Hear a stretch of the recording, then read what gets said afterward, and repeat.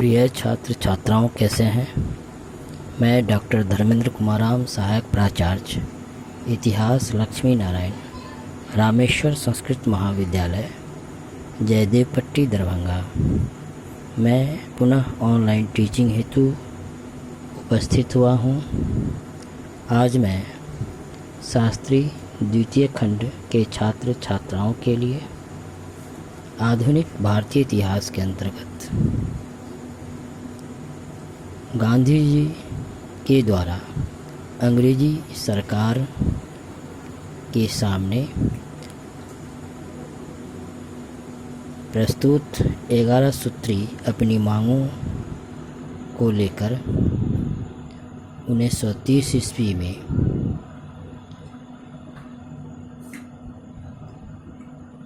जो मांग रखी और उसके बदले में जब अंग्रेजी सरकार गांधी जी द्वारा प्रस्तुत 11 सूत्री मांग को जब स्वीकार नहीं की या उस पर सकारात्मक रवैया नहीं अपनाई, तो अंततः गांधी जी ने प्रतिक्रिया स्वरूप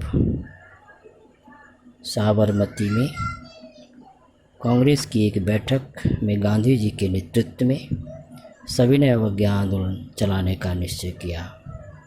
आज हम लोग इसी गांधी जी द्वारा प्रस्तुत 11 सूत्री मांगे पर चर्चा करेंगे। गांधी जी ने यह अपनी मांगों को अपने प्रमुख पत्रिका यंग इंडिया के माध्यम से तत्कालीन ब्रिटिश वायसराय लॉर्ड इरविन और ब्रिटिश प्रधानमंत्री रैमजे मैकडोनाल्ड के सामने 31 जनवरी 1930 ईस्वी को 11 सूत्री मांग रखी, जो इस प्रकार थी। पहला कि अंग्रेजी सेना ब्रिटिश सेना के खर्च में 50% की कटौती करे। इसके अलावे सिविल सेवा की वेतनों में 50% की कटौती की जाए। पूरे भारतवर्ष में पूर्ण शराबबंदी को लागू किया जाए, अर्थात शराब पर प्रतिबंध लगाया जाए और भारतीय राजनीतिक कैदियों की, राजनीतिक बंदियों की रिहाई करे और आपराधिक गुप्तचर विभाग में सुधार करें।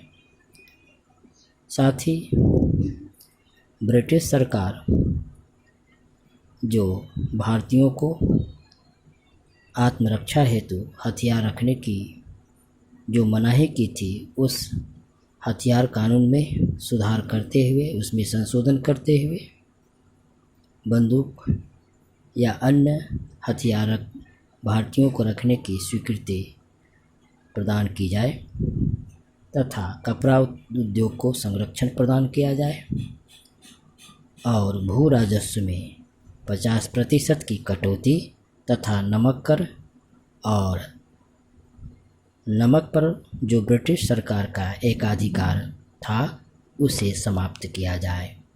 ये प्रमुख 11 सूत्री मांग गांधी जी द्वारा अंग्रेजी सरकार के समक्ष रखी गई।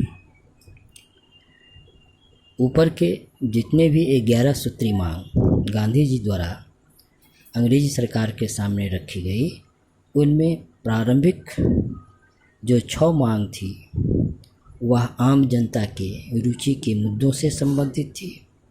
उसके बाद 3 जो मांगें थी वह विशिष्ट बुर्जुआ वर्ग से संबंधित था, इंटेलेक्चुअल क्लास से संबंधित था और अंतिम 2 मांगें किसानों की समस्याओं से संबंधित था। गांधी जी के द्वारा जब इस 11 सूत्री मांग पर ब्रिटिश सरकार ने जब कोई सकारात्मक रुख नहीं अपनाया, तो अंततः गांधी जी ने 14 फरवरी 1930 ईस्वी को साबरमती में कांग्रेस की एक बैठक में सविनय अवज्ञा आंदोलन, जिसे नमक कानून भी कहा जाता है, अर्थात इस कानून के तहत ब्रिटिश सरकार जो नमक पर भारी कर लगा दिया था, उसके विरुद्ध नमक कर नहीं देने के लिए जो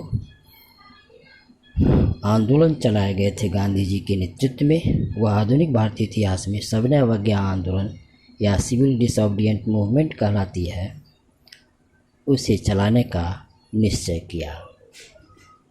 तो बच्चों, आज हम लोग गांधी जी के द्वारा ब्रिटिश सरकार के समक्ष अपनी 11 सूत्री जो मांगे रखी, और जिस मांग को जब ब्रिटिश सरकार नहीं मांगी तो उसकी प्रतिक्रिया में गांधी जी ने सविनय अवज्ञा आंदोलन चलाया, इस पर चर्चा किए। धन्यवाद।